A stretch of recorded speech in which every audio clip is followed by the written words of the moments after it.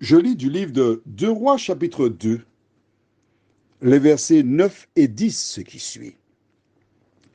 Lorsqu'ils eurent passé, Élie dit à Élisée,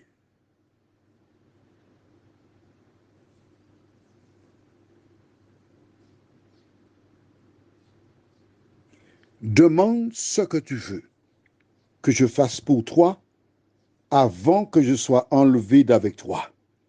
Élisée répondit, qu'il y ait sur moi, je te prie, une double portion de ton esprit. Élie dit, tu demandes une chose difficile, mais si tu me vois pendant que je serai enlevé d'avec toi, cela t'arrivera ainsi. Sinon, cela n'arrivera pas. Prions. Notre Seigneur, notre Dieu, Élie réalise qu'il n'a plus rien à faire. Il ne peut pas se débarrasser d'Élisée. Tandis que nous prenons le temps pour lire et étudier cette portion. Merci de nous diriger dans toute la vérité. Merci de nous faire du bien. Au nom de Jésus. Amen. Quand j'étais jeune, j'ai eu l'occasion d'aller aux ventes aux enchères publiques. Et généralement, Lucie dit, lorsqu'on est arrivé à une proposition, une fois, deux fois, trois fois, adjugé. C'est-à-dire que si personne ne fait une contre-proposition avant qu'il nous dise trois fois, l'affaire est entérinée à la troisième fois qu'il dit adjugé. Je me suis souvent posé la question, mais où ont-ils pris cette affaire de trois fois? Mais quand je lis dans la Bible l'histoire d'Élisée et d'Élie,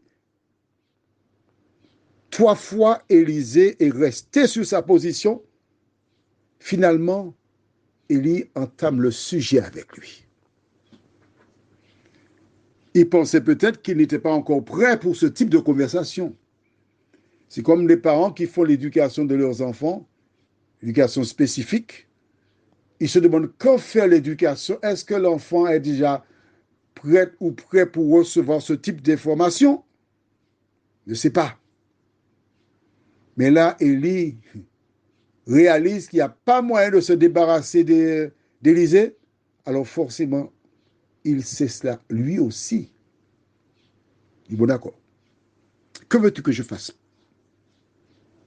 Note qu'Élisée lui dit pas, ah bon, tu seras enlevé? Non.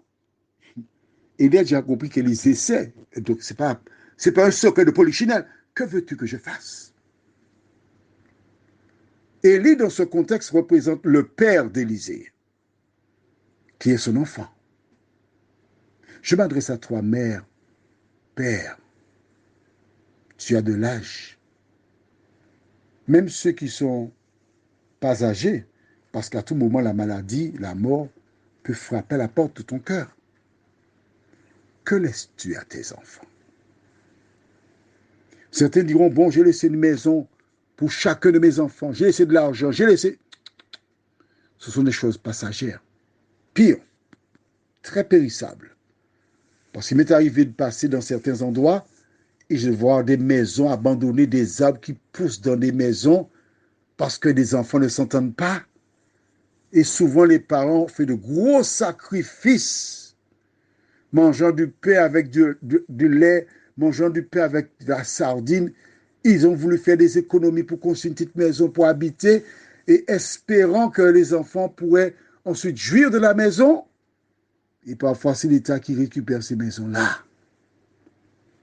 Alors dis-moi, qu'as-tu laissé à tes enfants? Que laisses-tu à tes enfants? As-tu laissé à ces derniers l'amour pour Dieu, le désir de mettre en pratique la parole, le désir de lire la Bible? Qu'as-tu laissé à tes enfants? Prions. Notre Seigneur et notre Dieu. Élie, avant de s'en aller, il s'inquiète pour Élisée. Il voudrait faire quelque chose pour lui. Il pose la question toute simple. Que veux-tu que je fasse pour toi? avant que je m'en aille. Viens nous aider à trouver les bonnes réponses à ces questions et aider nos enfants ainsi, Seigneur, nos proches, nos amis, les autres membres de notre famille à te connaître, nous en prions. Au nom de Jésus pour ta gloire éternelle. Amen.